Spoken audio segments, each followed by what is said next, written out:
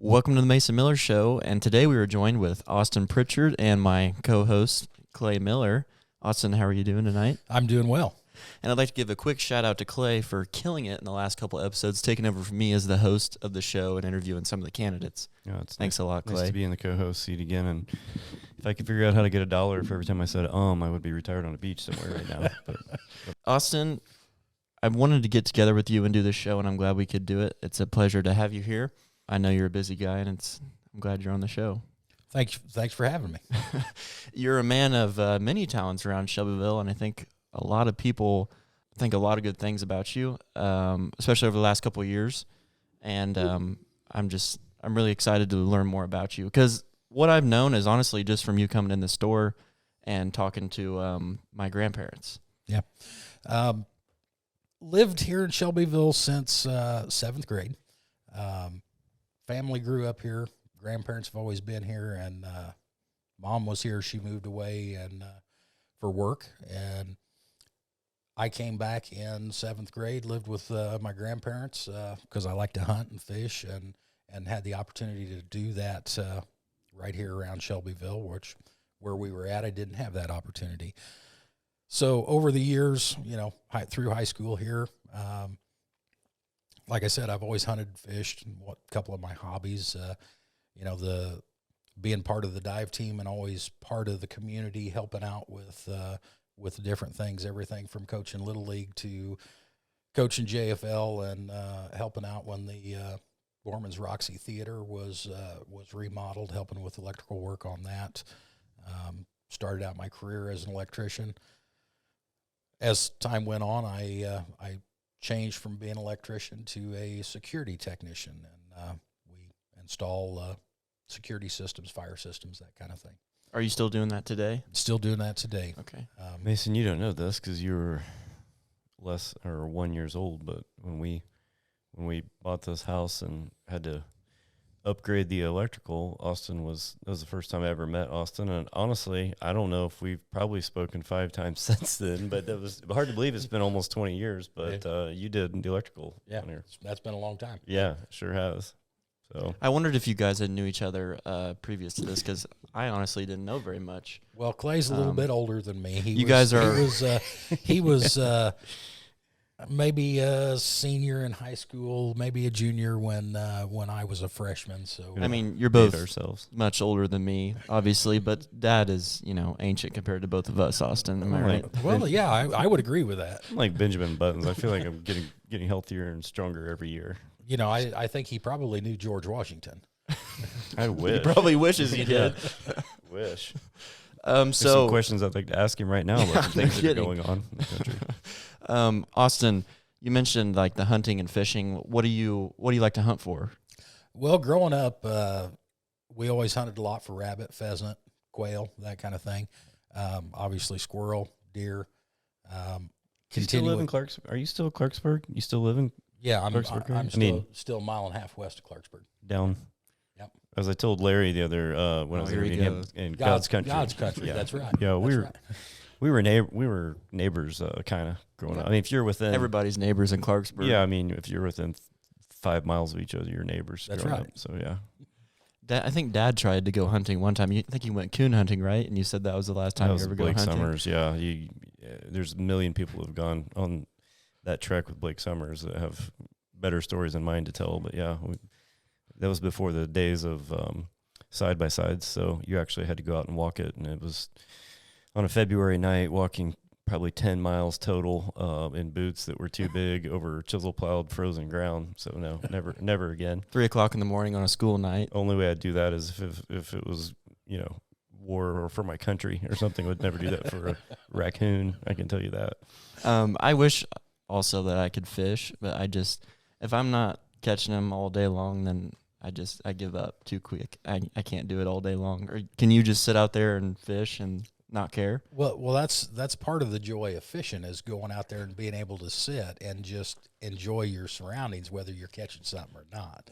See, that's his brother. Yeah. Now Malcolm can fish. He'll fish farm ponds. I mean, that's his thing. Mason and I cast 4 times, and he's wired too much like me. Like, if you don't catch them, it's like, yeah, okay, what's next? I'm out. So, yeah, moving on quick all the time. no time to sit around. Well, you'll have to come out. Gabe will teach you how to fish. Yeah, maybe I just need an expert to teach me how to really fish. Yeah, Gabe, and I'd say Gabe's probably a better fisherman than what I am. So he's really. Yeah. Have you ever gone anywhere and fished in the ocean or big lakes or anywhere around the country? Used to go down to Reelfoot Lake in Tennessee every year and do some crappie fishing in the spring, but that's really the only other lake besides our lake, beside local farm ponds, that kind of thing. That do you do some of the tournaments that happen in the summertime? No, here on Lake Shelbyville. No, I just soon go out and enjoy myself instead of do it for a competition. Hardly anyone. It's amazing. You go down there in those tournaments. It's amazing how many people come from out of town. It's hardly any like Shelbyville folks or Findlay folks, that actually live here. They're in those tournaments. I mean, I'm sure there are some, but I bet 85% of the people are from out of town that come into those all those tournaments. But you have, it's hard to go too far when you have a pond in your front yard, isn't it? That's right. Yeah. That's right. And what you just said is a good testament to the amount of tourism and everything that our lake receives. Yeah. Right here. You see the numbers on that, and it's honestly, it's hard to believe that many people roll through here in a summer, from a Memorial Day to Labor Day, and then the fishermen continue, before and after that. Right. So it's crazy. Even when I go to school in Bloomington, and people have no idea what Shelbyville is until you say Lake Shelbyville, and then they're like, "Oh yeah, we go there every summer," or stuff like that. And they're from Chicago or even further north. Like it's insane how many visitors can actually come to the lake. Yeah. It's always we camp there. Or my uncle used to take us down there or something. Yeah, it's north. If you go south here, not so much, because you get closer to St. Louis, they're going to either Wren Lake or Lake of the Ozarks. Right. Yeah, but north of here, it's everybody knows of Lake Shelbyville. Seems like. Yeah. Austin, you mentioned earlier before we sat down and started the show about this Cardinal blanket you're sitting on, and you said something. You said you like the Cardinals, and that. We decided to go ahead with the interview. That kind of was a done deal for us. It's a deal breaker either way. And you mentioned you're coaching Little League and sports, stuff like that. Did you play any sports in high school? Yeah, I played football in high school. Okay, and is there any tape we can watch to? I don't think they had tape back then. Yeah, it was back in the dark ages. Yeah, projectors when we were there. No, VCRs were cutting edge back then. And are you even old enough to know what a VHS tape is? Yeah, for He's sure. an old soul. He has those still. So I still listen to vinyl and record all the time. I love that stuff. Good. Yeah. So we just wanted to make sure you were a Cardinals fan. That's the main thing. That was the main part of what I was trying to go with that. Chad Brackville was here a year or two ago, and he did an interview right after he became chief of police. And he is a diehard Cubs fan, if you know that. But we did let him stay just because he's a big guy and he was armed. So, but other than that, we try to weed through him. I knew there was something that was off about him. Yeah. Other than that, great guy. But nobody's perfect, right? Right. Everybody has at least one downfall. Right. Austin, I also wanted to ask you what led you to pick these two sodas, because the last couple episodes that Dad did didn't feature any soda, and we're kind of getting back into that. And I wanted to ask you why the couple of cream sodas we got up here. Well, because I've always been a fan of cream soda, so I figured maybe that'd be something I'd like. And do you drink soda a lot or just every once in a while? Usually Mountain Dew, about 140 ounce a day. So one cool Mountain Dew. Hardcore. Does that jumpstart your morning, or is that an afternoon drink? No, that's a jump start to the morning. Yeah. I'm not a coffee drinker, so. Yeah. So that's your intake of massive caffeine to get you rolling. Right. Mm-hmm. This show has definitely increased my soda intake, and I kind of had to bring it down a little bit over the last couple of years, testing so much soda and stuff like that. But he's on a fast track to diabetes and false teeth, probably, if you keep drinking all that soda. Yeah, no kidding. So we'll try. Which one did you like to try first? Let's try the red one. You want to try the red one? All right. Why don't we just go ahead and try that real quick? Hey, Austin, you mentioned you're have you ever gone out west and hunted or anything like that, or are you mostly just kind of a local, whatever's in season? Just always been just around here. I'd like to at some point, go out west and maybe try elk or something. Elk or something like that. I guess you could go and I guess you could hunt elk around here, but I just come home empty-handed every day. If you find one, let me know. The thing is my youngest is really into hunting too, and as he's getting older, he's showed it even more interest in that. So that's probably going to be a trip we'll take at some point. We've got Eric Hobby, a good friend of ours, goes out west almost every year and does that. It's quite an adventure. Not for the faint of heart either. And there's no guarantee you're going to come back with anything on your back. Right. Or maybe he's just a bad hunter. Yeah, that could be that too. Yeah. So Well, and there again, hunting's kind of like fishing. It's about the environment, about going out, and you don't have to always kill something. It's just the enjoyment. You just like the setting, the atmosphere. So fishing and hunting are your escape. Right. Would you say? Right. Yeah, I never had that feeling when I fish. I just end up getting mad and walking away every time. you could fill in. That's not just fishing. You could fill in the blank with several things there. That's probably true too. But do you take the fish and clean them afterwards, or are you just throwing them back in? If we catch enough of them and that's worth cleaning, yeah, we clean them and we eat them. And I do enjoy though fried crappie in the summertime. It's Mason's wondering why he's never been invited. Is what he's trying to eventually get at. Austin. I just need somebody to teach me. Yeah. Teach me the ins and outs. You know, like I said, we've got a pond right there. Gabe could, Gabe's 12 and he could teach you. He might be a little advanced for you, honestly, Mason, in the fishing department. He's 12, so you and I both could probably learn from him. Yeah. Well, why don't we go ahead and try this and see how it tastes? So we're trying the red one first, and the next segment we're going to give the blue a shot. Yeah, this is the Red Cow cream soda.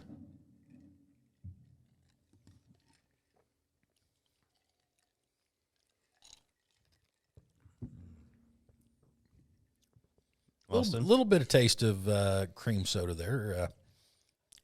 I think so. Yeah, it's pretty creamy to me. I'm not a big cream soda guy, so to me it tastes. I definitely taste cream soda, but if you're a cream soda lover, it might not be strong enough for you. Not quite as strong as Mountain Dew. If you're cranking out 40 ounces of Mountain Dew every morning, that's child's play right there. That's right. That's impressive.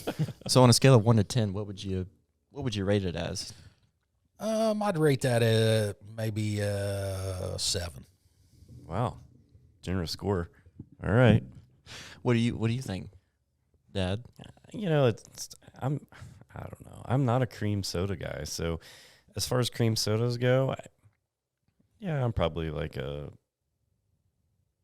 I'd say 6. I don't know. I need to do the blue one first, and then compare. But for now, I'll go along with a 6. And a lot of people 6.3. like the Frosty brand. Like that's the next one we'll try, and it seems like everything they make people like. So maybe it'll be better than the Red Cow. But I would give it a 10 out of 10 because it's my soda. Mason grades everything 10 out of 10. Perfect. Just gonna plug that in there just in case. Yeah, he's probably got. Knowing Mason, he's probably got like 84 packs of that. So he's like, we got to run this stuff out of here. It's a 10. Come and get it. Not humble at all. No, come to Jake's. We got to get this out of here. No. Austin, how many kids do you have? I have 2. 2 kids, and what are the ages? 17 and 12. 17, and goes to Shelbyville High School. Yep. And so Gabe is the fish. Is he the youngest one? Yep. And he likes to fish. He's the one who likes to fish and hunt. Really? So you always have someone to go with, no matter what. You want to or not? Whether you want someone or just be alone. Yeah, if I want to be alone, I've got to make sure he doesn't know where I'm going or what I'm doing. I just don't let anybody know. Just disappear from the house. Right. So you talk about you're an outdoorsman. You like to do that kind of stuff, but also most of that's on fishing's on top of the water.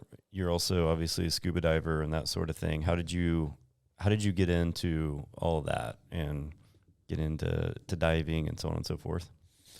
Well, that was back in 2009, February of 2009. I'd been around Scott Incoff a little bit. It actually kind of got me thinking. I was part of a pool league, a billiards team here locally, and we every year with the league we would donate to an organization. And somebody had brought up the dive team at that point, and usually equated about $1,000. And we knew they were looking to purchase a new boat at that time, and we thought that would be a good idea to donate to them. Mm-hmm. I was either president or vice president of the league at that point in time. So reached out to Scott and met with him, give him the donation. Him and I got to talking, and I'd always wanted to be a part of something. I didn't want to be a part of a fire department, or didn't think rescue squad was really my thing. But growing up, hunting, fishing, being on the water, I thought, that maybe that's somewhere I can really help out. And so Scott got me a application. I filled it out, and as they say, the rest is history. So you weren't a diver or anything like that before? No. Interesting. So you had no scuba experience, nothing, and decided, No. You got recruited and said, okay, I'll jump in and be the newbie and learn everything from the ground up. No scuba experience. My conversations with Scott, I decided, if I was going to do it, I wanted to dive. Mm-hmm. I didn't want to just, be a shore responder or on the shore.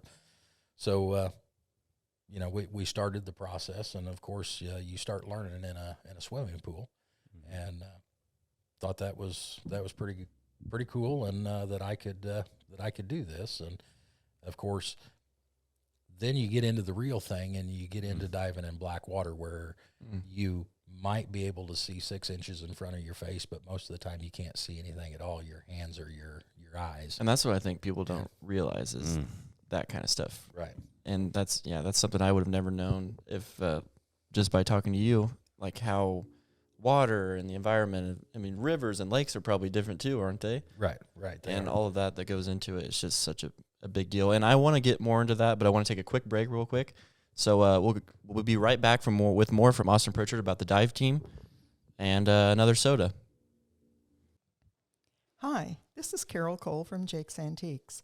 If you're looking for a unique shopping experience, come see us at 1717 West Main in Shelbyville, where we showcase the best of old and new in one location. We offer a large selection of antiques, reproductions, and colorful garden art. Come see us Monday through Friday, 9 to 5. Welcome back to the Mason Miller Show, where we are still joined with Austin Pritchard, the famous hunter of Shelbyville. And we're going to try another soda. Before we try that, I want to get a little background of how the dive team started, or as much as you can give. I don't really know much about it myself, other than this last year learning about, with all the drama that's happened with being shut down. But I don't want to put words in your mouth. You go ahead and give us kind of the background of the dive team. Well, let's start clear back in 2000, because I can go back that far, and that's when I was born. That's when the team was formed. What was the current generation? That's when they were formed, back in 2000, and they were formed with a grant under the Water Rescue Act. About that time is when the Water Rescue Act came to be. Terry Trueblood, which is the Effingham County commander, he helped write that Water Rescue Act. And the Water Rescue Act basically says that counties, municipalities, and unincorporated subdivisions have the right to form, fund, and continue support for public safety dive teams. So the Shelby County dive team got a grant for, I believe it was somewhere around $100,000, and that was enough to buy 8 sets of scuba gear. And that's probably not cheap, that scuba gear. No, that's nowadays, to outfit a diver, you're talking about somewhere around $5,000 a diver. Wow. To get them everything for public safety diving. Now, just recreational diving, it'd be a little less than that. But so anyway, we got started.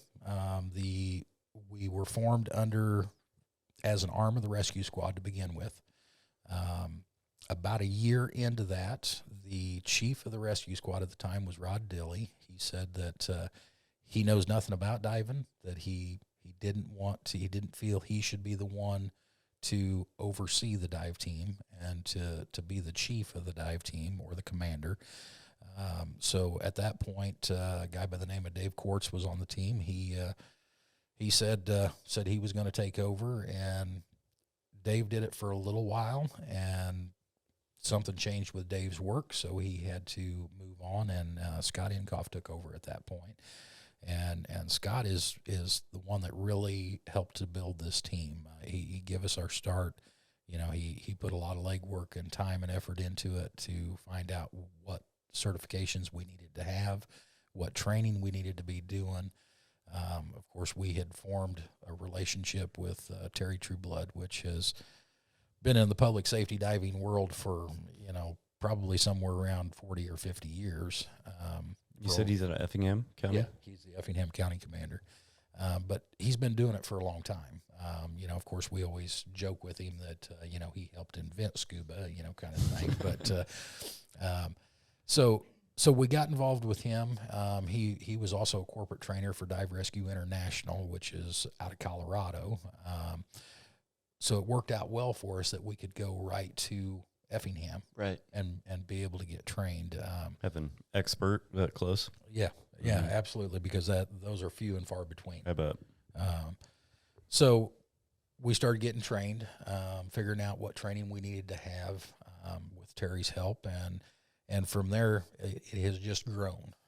Leaps and bounds, it seems, as when it was started Yeah, into what it became. I don't remember what year it was, but I think I remember back, you guys were borrowing boats or borrowing a boat, didn't really have like a real your own boat, and then I think we may even have school board I think sold one of their old Suburbans, old junky Suburban, when they were replacing those to you guys for $1, I think, when some of us were on that board. I can remember because we were like, what are we going to do with this thing? And yeah, I think maybe Scott or Mark Shanks, one of the two, I remember reached out and were like, perfect, great. And I think you guys would use that to maybe pull a boat and haul gear or something before, and then a few years later, then you started getting some really nice equipment. Right. Yeah. Yeah, it was bare bones back then. I mean, you guys were using everybody's leftovers. Yeah, you're absolutely right. Our first boat was a 1976 Appleby John boat, and it had a 35 horse Johnson motor on it that ran when it wanted to run. That would be fun in November at night, taking it out. The rescue team needs rescued, right? The dive team, yeah. And then the first truck was an old rescue squad truck that we used. I don't remember the year. I want to say it was somewhere in the 70s. That was a Ford, what we'd consider like a cutaway type vehicle now, right. And had a utility bed on it and everything. You could actually get up in the back of it, but it was known to run when it wanted to run. Also, So yes, we've over the years we continued to grow. We continued to work hard. We out fundraising, selling sandwiches. I was gonna say you guys were across the street selling sandwiches all the time. Weights, yeah. Once a year for sure. Always Memorial Weekend we would do a fundraiser over there selling sandwiches.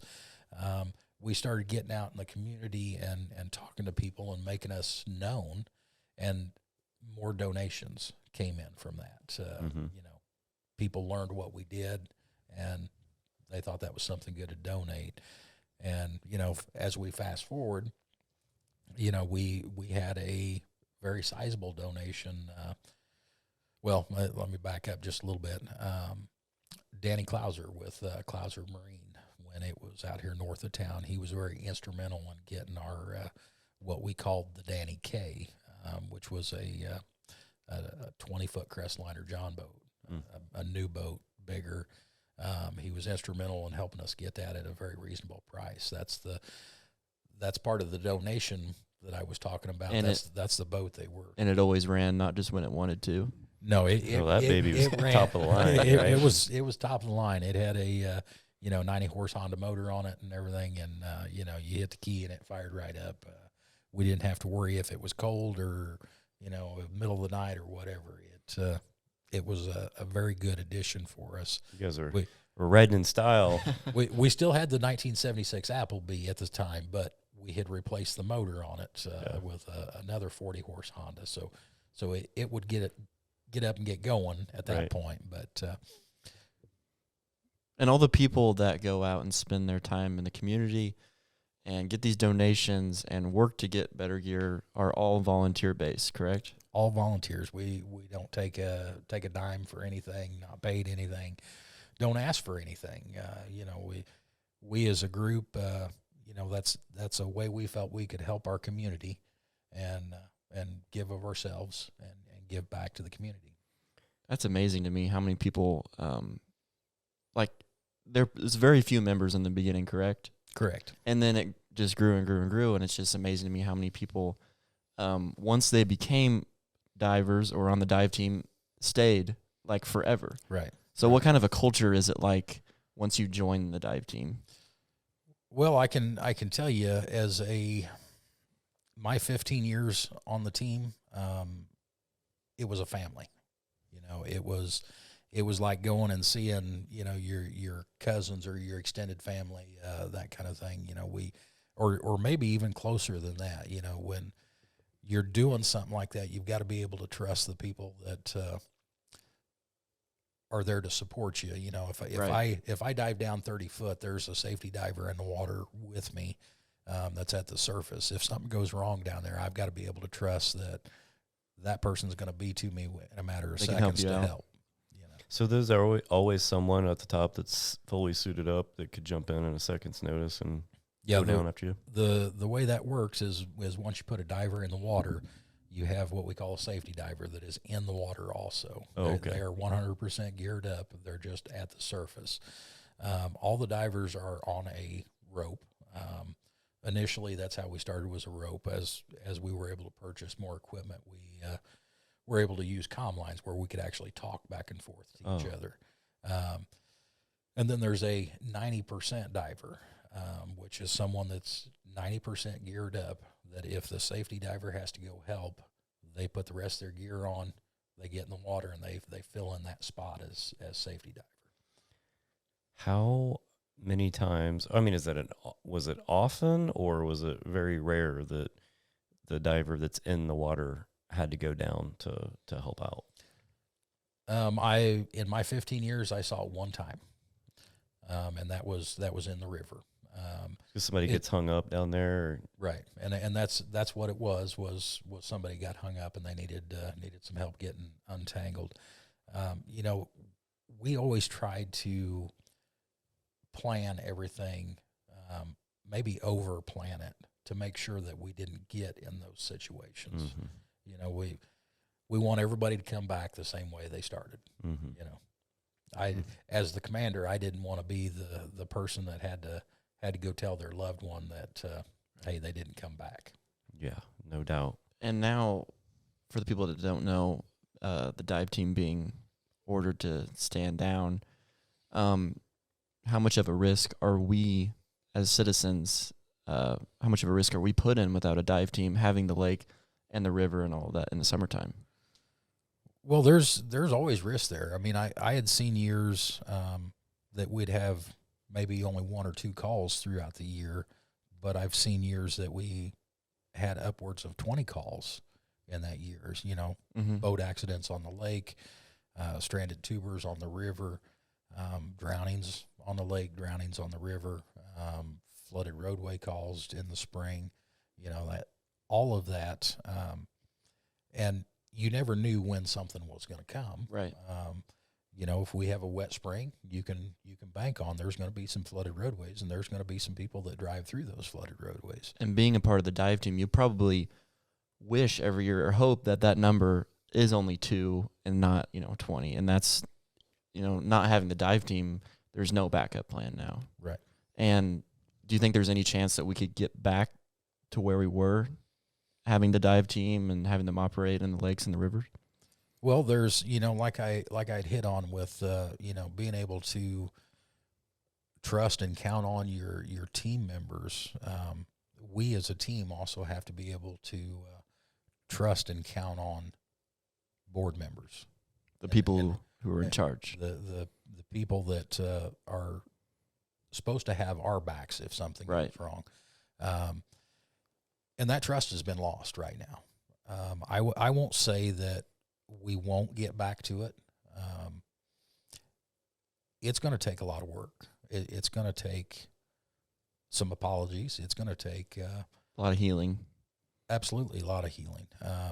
It's going to take some people to admit that, hey, we were wrong, we messed up, and apologies go a long way.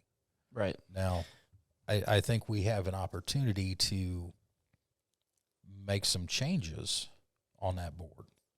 And if it's restructuring a committee, if it's, new elections or the upcoming elections and everything, and new people getting in those positions, there's always that possibility that we could come back under the county. But in the short term, we could go back to work tomorrow. You guys are completely ready to go back to work as soon as you would get the okay to go? The city has extended an olive branch. They've put an opportunity out there. At this point in time, the team trusts the city council members that we know. We don't feel we would be put in the same situation that we were put in. All the county would have to do is sign an intergovernmental agreement and allow us to use our equipment, and we could be right back at it. So let me back up just a hair. I guess the question I would have, and I'm just playing devil's advocate. I mean, we're lake people. I see the value, understand it, but what do we need what's the importance of having a dive team locally that can respond? Because I would assume if there's a drowning on the lake, it's basically a recovery, the majority of the time. But there's also the river where people do get trapped or stuck or unable to get out. Like you said, tubers that are stranded, things like that. Flooded waterways. I never really thought about that. So what's the importance in your mind of having a dive team here and ready to go locally? Well, we had, shortly after the stand-down order happened, July 12th of last year, there was an issue with a kayaker or tuber on the river. Moultrie County responded. They have a dive team. They responded. After an hour and 15 minutes, they were just on scene. They hadn't got to the person yet. Of course, by that point, Deputy Brennan Atkinson had already entered the water to help this woman. And, he put himself at risk because he wasn't trained in swiftwater rescue or diving or anything like that. He put himself at risk. Having a police uniform on also, I wouldn't think would be the best thing. Right, yeah. Right. So the importance of having a local team right here is response time is better. How long does it take for you to be on? I know it depends. It's a big lake, a big river. It depends on where it is. But what's your in that instance? It took them. Would you say an hour and 15 minutes? How long would it take you guys to be there? Well, because I live out that way, I would have been on scene in 10 minutes. Yeah. And had I been asked, being in this 15 years, knowing the river, knowing the lake, the different areas, I would have been able to drive right to her. Mm-hmm. We've have always had good relationship with farmers and that kind of thing that are along the river. Access. I'd stop and talk to them and gain access across their property, different places. And this particular situation was just upriver from the Copeland Bridge. The guy on the north side of the bridge owns all the property back to the east along the river, and you could drive all the way back in there. So those folks kids and stuff would camp there all the time. Right. And yeah. Right. So they blocked that all off. But yeah, so you could still just jump in and drive right along there and get back to them. Right. And not only could you be there in 10 minutes, you are trained to go in there and get it and save somebody, unlike the person who was there and had no experience. And I think that is something that is invaluable to, it's definitely something we need around, especially right here, being surrounded by all this water. Yeah. Well, I think it'd be like a rescue squad, somebody's in a car wreck, That's what they do. You or I trying to get them out is a lot different than trained or guys and gals that are trained to go do that and have the equipment. Right. It's no different, or firemen or whatever. Well, and a river is always what we would call a dynamic situation Mm. because it's swifter water. It's constantly changing. You can't. You don't know just- what's going on underneath, and it might have changed Right. last night. Right, Right. right. And if you're not trained, somebody that's trained can look out there on that water and maybe there's a little bit of a swell you can see or a ripple that you can see. There's something underneath there. Yeah. That ripple's indicating there's something there. Don't know what it is, but probably a good idea to stay away from it. Mm-hmm. Interesting. I don't mean to stop talking about it, but I want you to try this other soda that you picked out, the Frosty Blue Cream Soda. What attracted you to this particular soda? Cream Austin? soda again. Cream soda Yeah. again. Well, why don't we just go ahead and try it then? Not many places for you to go, Mason. You said 10 on the last one, so Yeah, I know. That one's even better. That's even more creamy. That's pretty creamy. it It's is. pretty creamy. I don't know how you're gonna rate that, Mason, but Well, let's start with Austin first. What do you give the rating? I usually never give anything a 10 out of a 10, so I'm gonna go with a 9 out of 10 on this one. Just couldn't give me that one extra point, could you? No. What do you think, Dad? like an 8.73, somewhere around there. Yeah, it's pretty exact. Which is really good. Yeah, this one I enjoy a lot more than the Red Cow. I do too. This one is It's easier to drink. it's a little more potent. The other one's a little more flat than this. It tastes like. I mean, it's kind of misleading a little bit because I would expect, seeing something that was blue to have some type of maybe a blue raspberry taste to it or something Blueberry like that, kind or of flavor. blueberry, something like that. But no, it tastes like cream soda. Do you think it would be worse if it had a blueberry taste? I do. You do? Yeah.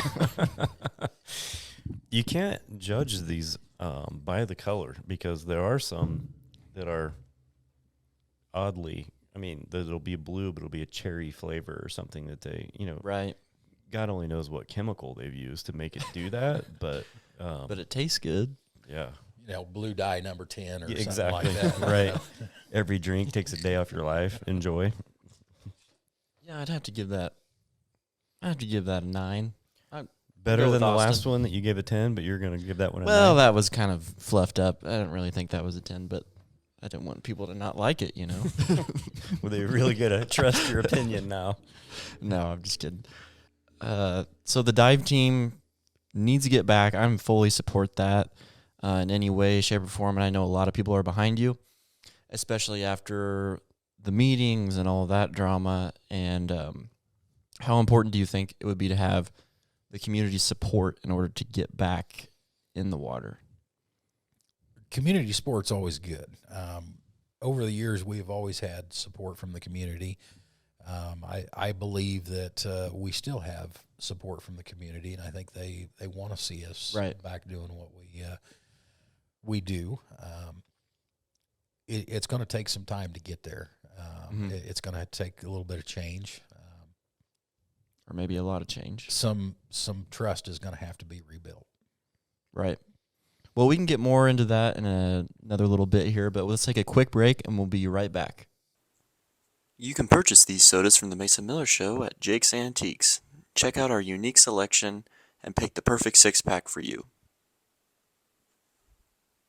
Welcome back again to the Mason Miller Show, where we are still joined with Austin Pritchard, and we just talked about the dive team and kind of the history.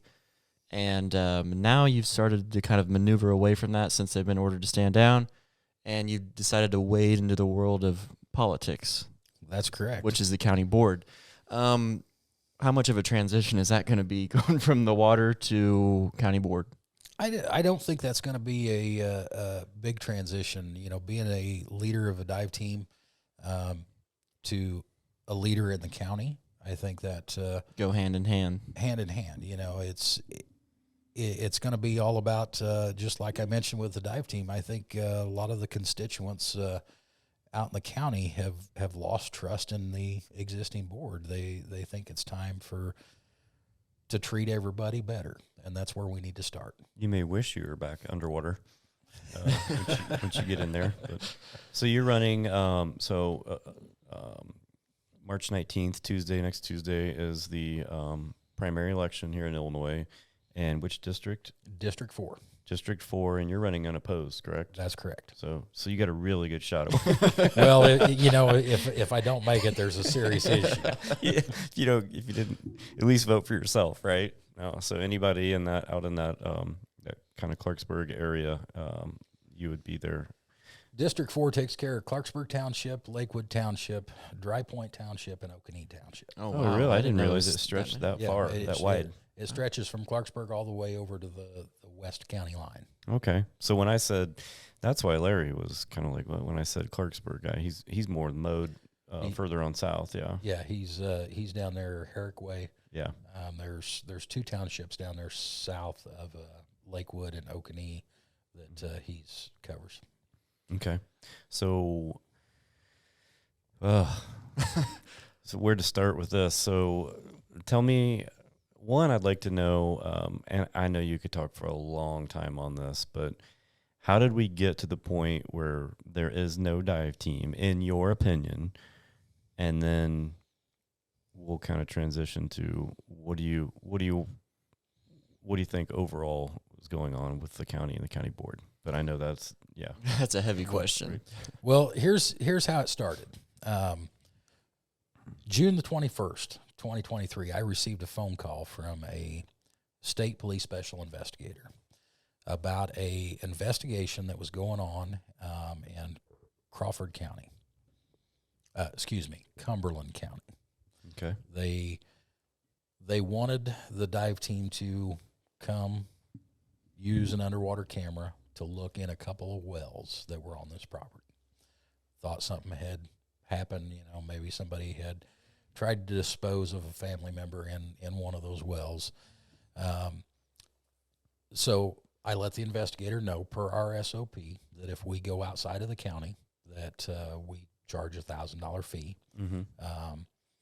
And from there, it went crazy. Of course, the investigator said he couldn't authorize that, but he would check, and I told him to let me know.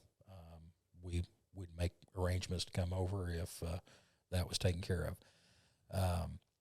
About an hour after that phone call, I received a phone call from a county board member, and that phone call did not go well. I was screamed at, I was yelled at over the phone. I was chastised, For what reason? For denying ISP for us to go over. Now, ISP wasn't just asking to borrow equipment. That's been mentioned that they wanted to borrow equipment. No, that's not the case. It would take a minimum of 3 dive team members to go.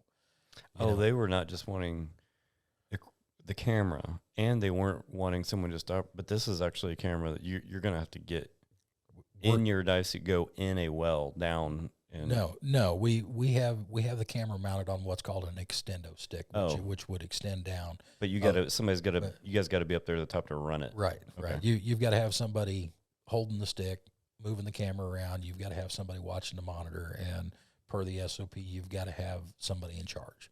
So it would have been 2 members plus a commander, myself or an assistant commander. So, and this wasn't new. This SOP, your standard operating procedures. What you mean? That's been the same SOP in place ever since I can remember. Was it ever waived? Did you guys ever waive it? No, we hadn't. Or that? Okay. Do you think that this certain county board member, had a personal vendetta against the dive team or people in it? Well, at that point in time, I don't think there was. I think as things moved forward from that, I think there was some retaliation toward the dive team for the decision I made. But I stand behind that decision, right? Because had I gone to another county with equipment and violated my SOP, that would have been the next thing that they put on me. That I went outside the county, I took county equipment outside the county, and without permission, violated my SOP, and that would have been the next thing they ran me through. Right. And what were some of the other things that they did run you guys through? Or you personally? I know there's a lot. It was just the way I was treated overall. I was talked down to. I was, like I'd said, chastised. This didn't have to go that way. Right. I mean, yes, this person's entitled to disagree with the decision I made, but the treatment was not. It was uncalled for. And the decision I made was based on the SOP. If they didn't like the SOP, then let's sit down and talk about it. Let's see what we need to do to change it, and come to an agreement there. That's part of the problem with everything is I feel it's like authoritarian rule that you're going to do what we say when we say it, and there's no discussion about it. It's just you do it, and that's not the way things works in this world. Right. So then from that event, then what was the next? Well, about a week and a half went by, and there were emails and phone calls back and forth between myself and this board member. Still the same type of attitude, and I decided it was time to get the rest of the team involved. And so I let the rest of the team know what was going on. And, of course, they agreed with me that that was uncalled for. It was unnecessary treatment.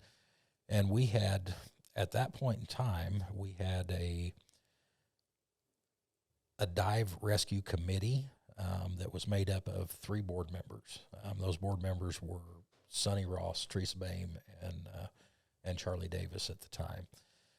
We had a meeting coming up that Monday, and the rest of the team showed up. And they fired back at Mr. Ross for the way he treated me and the things that he had done.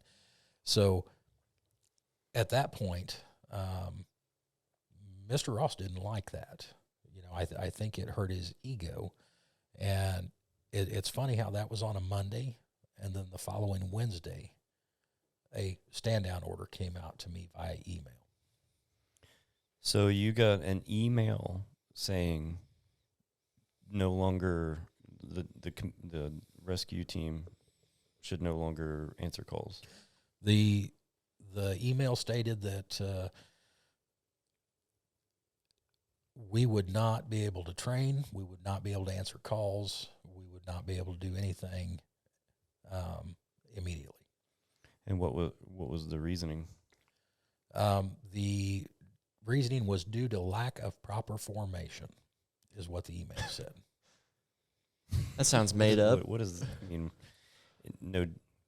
No details of what exactly that means. No details. But then, of course, after that email, then things started coming out about emails between county board members and the insurance company. I believe at that point was a ploy to make up a reason for the stand-down order after it happened. So is it so what, in your opinion, is the real reason then? Because I'm just going to kind of fast forward through everything. As I've said, I've only been at, I think, one board meeting from start to finish because, for a lot of reasons, as I said earlier, but they're not easy to get through. But I was there at the one that the dive team actually, you guys basically resigned from. And there's no doubt it had to have been one of the most emotional meetings like I've ever seen, or of any meeting I've ever seen. I was watching it live, and it's just, absolutely, it's just shocking. It's the only word really for it. So what do you think the real? I mean, you obviously don't think that that's the real reason is an insurance issue or anything else. I assume. No, I don't believe it's an insurance issue. We've operated for 23 years and never questioned insurance. And yes, nobody could seem to find paperwork saying that we were formed, at a county board meeting. They couldn't find minutes. They couldn't find anything that had been filed. But you go back to the trustees that we always had, Dick Clark was a trustee for many years, and he was part of one of the trustees that when it was started. And I picked up the phone and I called him, and he told me, he says, yeah, we did it in a county board meeting. We talked about it. We said, yeah, we're going to form a dive team. And obviously there must have been something if we received a grant to pay for equipment. As far as the real reason, I believe the reason was retaliation from one board member. It was, this stand down order didn't go to all of the county board to talk about, to vote on. A lot of the board members, when we walked in that night, they had no clue what was going on. So, yeah, it's interesting because you think if that truly was the case, I'm not privy to all the information. I have no idea what was going on and being said, but you would think as a board member, if that was truly a concern, you would let, obviously, the chairman and then all the other board members know this could be an issue. And then if it's really vital to have the dive team or any other group like this, and you felt like you had to have them stop operating, but it was vital that they do operate, then you would either put it on the agenda for their next board meeting to form them, things could have been done, or have a special board meeting or something. I would think to make sure that they were quote unquote formed correctly. It could have been handled a lot more professionally than Absolutely. the way it was. Absolutely. Part of when the stand down order came out, we were supposed to have training that Wednesday evening. Mm-hmm. The stand down order came out that Wednesday morning. If insurance was really an issue, Mr. Ross could have came to me and said, look, we're looking at insurance. There might be a problem with insurance. I need you to postpone your training until we can figure this out. And I just said, okay, I'll postpone the training. Yeah, I'm going to start asking a lot of questions and start digging into it and find out. But it could have been handled a lot better. So going away from the dive team, which I know that's kind of in flux right now, as far as whether it's going to move to potentially a city dive team, or if the county board would work out, I suppose some of that will probably depend on how the election goes in the primary, but obviously nothing would really change until the actual general election in the fall. But looking at the board as a whole and the county and some of the other things that have gone on, what's your general thoughts there?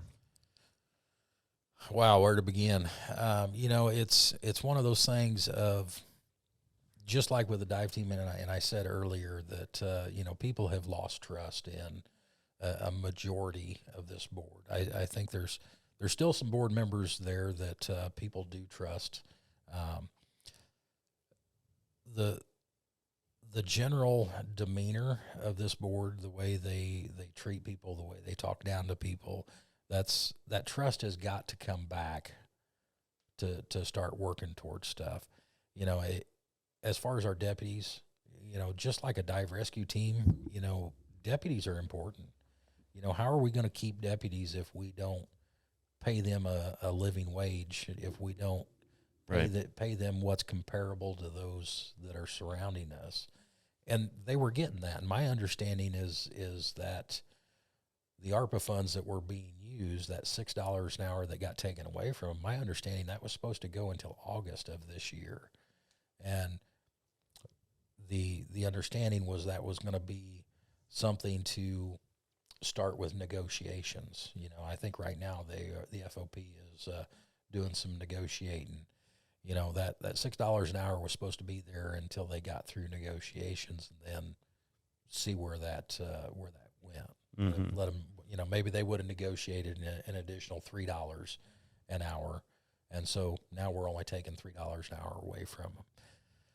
I think you have to look at just from a business standpoint, obviously it's taxpayers' dollars, and you always want to be spend those wisely and carefully. But I think you have to take the surrounding counties, and if it were me, I would be thinking I want to find 3 or 4 counties that are very similar, comparable, just like you do with most things, to Shelby County. Right.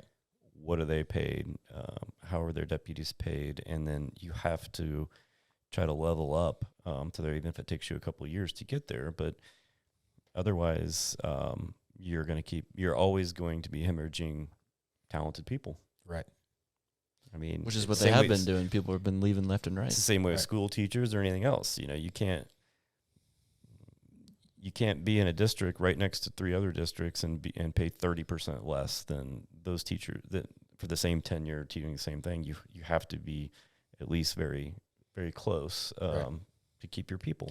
And Clay, that you sat on the school board for a while, and I believe Shelbyville, and correct me if I'm wrong, is one of the higher paid districts for teachers right here in this area, and maybe that's changed over. Pretty far removed now. I wouldn't know, but yeah, we were right on par with most of the surrounding ones. We were a little more back when I was there, but again, you wanted to keep your really good teachers here, and you wanted to be able to also attract talented administrators, or to be able to backfill your teachers when they became administrators, things like that. And I would I think that would be the case with anything, but again, while still being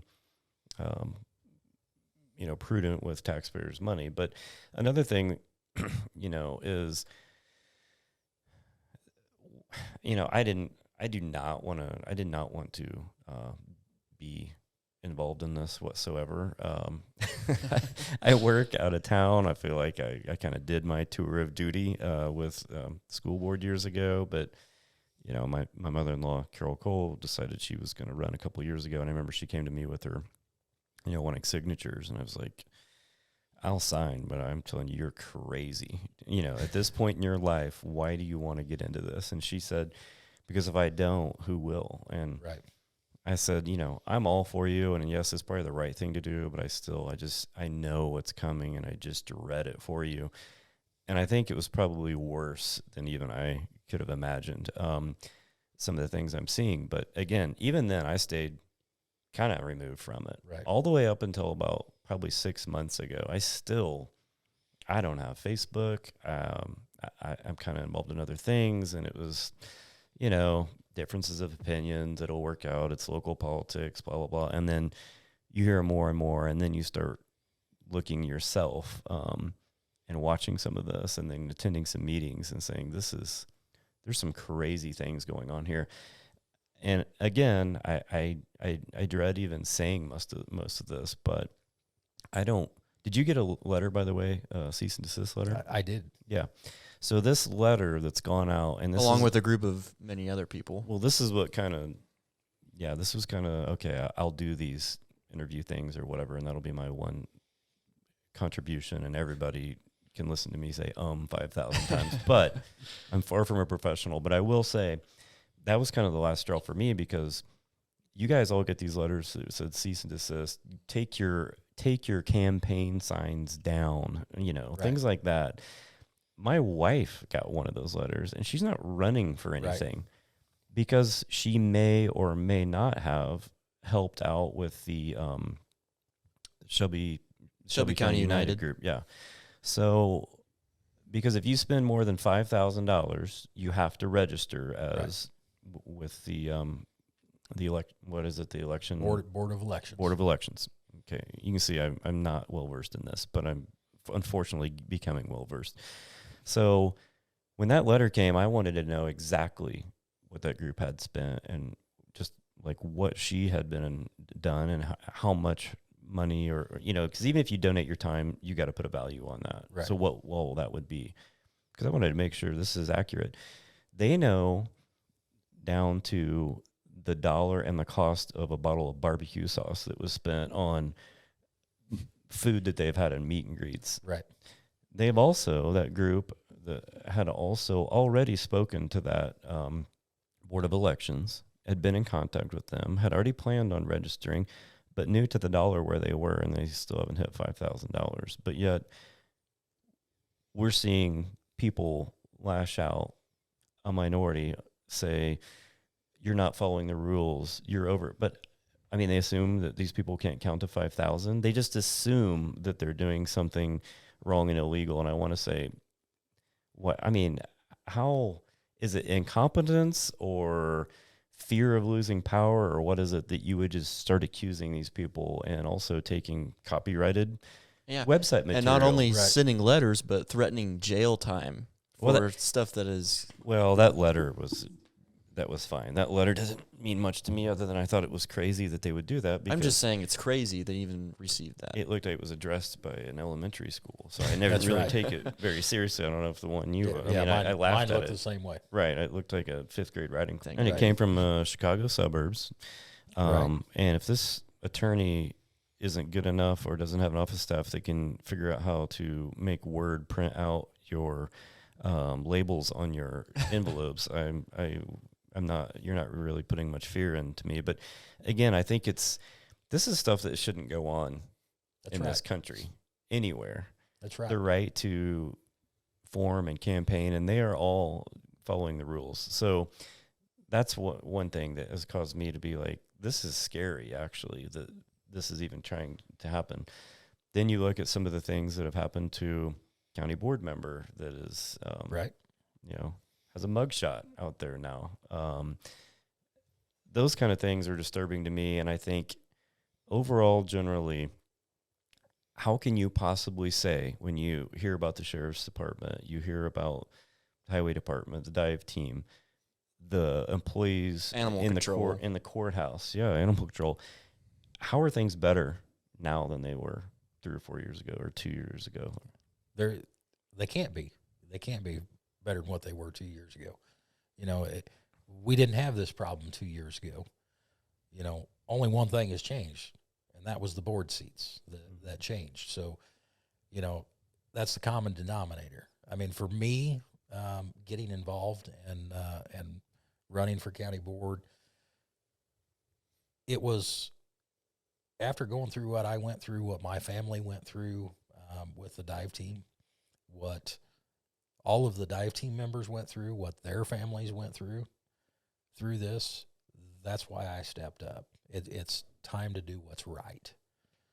And if we don't get involved, Clay, you say that you haven't been involved, and you did your stint on the school board, and a lot of people, have that same thought. They get involved a little bit, but if we don't get involved, then nothing's going to change.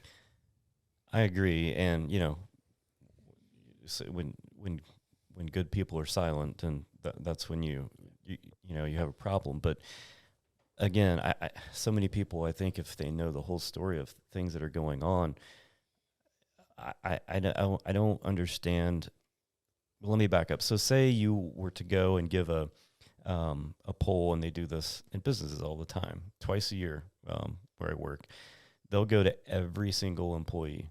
So you go to every single employee of the county and have them rate things like, on a scale of 1 to 10, do you feel appreciated? Do you feel listened to? Are you happy in your current job? Or do you plan to leave in a year from now? And they call me, can you imagine what those scores would be right now? Right. There's people that are physically ill that are Right. leaving, not because of money, but because of the mental and the physical illness that they've got from this. And again, I'm not saying everybody, and I'm not saying that every single employee is this way, but there are some. And when you start hearing it over and over in other across departments, I think it's concerning. I think you got to look at, okay, what is the issue? Is there an overarching issue going on here? Yeah, and I think you're right. I think there is an issue there when it keeps coming up. There's got to be something. And Mason, you got to remember, you're going to be the next generation that's coming up, and I hope you seeing all this and This and has everything, definitely been a wake-up call. yeah, and I hope you remember it as you get older, and if you get involved in communities and that kind of thing. It's definitely an eye opener. For sure. It's been an eye opener for me, and I've a little more experience than what you are, but that's Just slightly. it definitely an eye opener, and it should tell us all how we should be treating each other and people. And if you're going to get something done, you've got to treat people the right way. Well, and 10% slip through the cracks as far as no matter how good of an interviewer you are, or I don't mean like this. I mean, when you hire people to work, but if it's 70% of the entire staff is extremely unhappy or miserable or concerned every day, then you have to look at inward if you're the leaders and say, right, what is going on here, and I feel like I hope that this election, that there's a majority of the board that wants to, really discuss, agree to disagree, but still be respectful and find common ground and move things forward. Allow good people in positions, whether it's in the courthouse or the sheriff's department or anywhere else, to run their departments. And then if they're not running them correctly, then you hold that person accountable. Right. And again, I don't want to be involved. I want you guys to all take care of this and do well, but I think people have to wake up and see what's going on, because this is a really great, if you want to live in the Midwest in a small town, or a small community, this is a great county to live in. As far as I'm concerned, it's one of the best. Yeah. So I can't imagine that there's this many things wrong with it, and they can't be fixed really quickly and put back together. So, again, I think you're crazy, but I'm all for you. Well, you're not the only one. I am thrilled you're doing it. I'm thrilled everyone's doing it. We had 3 of the others on. They were all Republicans, unopposed, or excuse me, that were running. 6. They were opposed. Yes, 6 of them. I'm sorry, and 2 different ones. We wanted to have you on one because we're trying to get back to more normal show and kind of have some laughs but we also want to talk about the dive team and get your kind of story from there. And one last thing from me, and then whatever Mason's got. I wanted to know. I talked a little bit about this with some of the others. The fact that you're running as Democrat, correct? No, I'm Republican. So you're Republican too, but there are Republicans and Democrats that are kind of together in this group, and I see that as a good thing. Again, they're always going to differ on maybe your national policies and beliefs, but as far as locally, I think we get hung up too much on the local party when you're talking about the county and the city.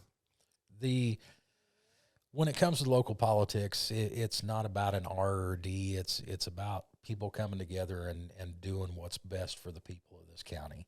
It's one of those things that we are all never going to agree on everything all the time.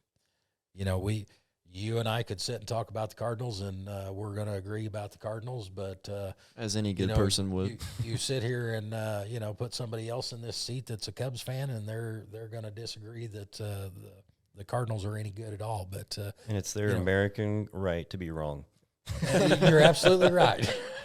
But what it comes down to is, and I was talking with another candidate about this, is let's say you've got a Democrat and me as a Republican, and we have a little bit of a disagreement on an issue.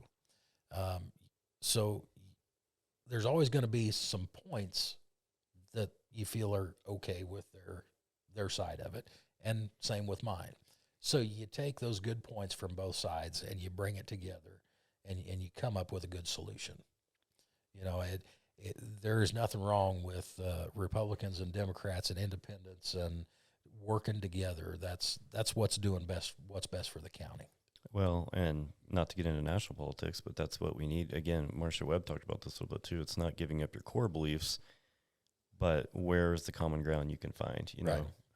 So I believe you and I talked the other evening about the Speaker of the House when Reagan was president, yeah. And a Republican and a Democrat, and they came together on things and worked things out. It seems to be a lost art now. That was on the tip of my sure. tongue that night, because we just finished Marcia's interview and went to that. I stopped by that meet and greet and saw you, and so that's what she had discussed too. Right. So As we kind of wrap things up, I actually have something, but it's not about the county board. It's kind of about the dive team. I'm sure you get this question a lot. What is some of your kind of like most interesting or kind of crazy event or story that happened while you were serving on the dive team? Well, probably the most interesting was, and I knew you were going to ask this tonight. I couldn't help myself, but, Austin. We got a phone call to go to the park at the lagoon for a duck that was stranded on the ice. Now let's think about this. You know, ducks live outside. They walk on ice. They live on the water. Right. So, of course, we couldn't just show up because there was media there and not do anything. So we got in the water and we busted a big hole in the ice for the duck and, helped the duck get to the water. That's probably one of those calls that you actually look forward to, or maybe not. It's a little bit easier of a call. You're like, well, paper's here with a camera. We're gonna. So who's getting in? Well, it's one of those things that that stuff like that is good publicity and good PR to. And it's also a good story one day to tell on a podcast. That's right. Did you? Who got in the water? I was one I think there was two of us in the water. I believe it was. I got in the water, and I think Scott Jeffson was in the water with me. Okay, if I remember right. Did you guys take up and be like, okay, let's get ready to jump in, hold your, and then you jumped in and you went down to your shins and started walking out there? No, we just, the embankment there being concrete, it was a little slick. We just sit down on our butt and slid right down in there. Yeah. Ooh, boy, that thing could probably use a good dredging, but that's another podcast, I guess. Probably. Yeah, no kidding. I used to work at the park, and we would the old swimming pool. They used to dump the old sand and stuff in there, and I thought, how many decades has this been going on? You know, that was back in the 90s, so the new pool doesn't have any of that. But I'm like, boy, I bet this thing's got to be close to being filled in spots. But they keep fishing just like we used to when we were little. Yeah. Austin, I really appreciate you coming on the show. I've been looking forward to this for a long time, actually, and I'm kind of getting back into the swing of things. I haven't been doing the show very much being at school, and I thought you'd be a perfect person to kick off the year with. Well, I appreciate you having me, and this has been fun. For sure. And, Dad, thanks for hopping back in the co-host chair for me and letting me take over the host spot. Austin, thanks again for joining us, and everybody, don't forget to go vote on March 19th. We'll see you next time.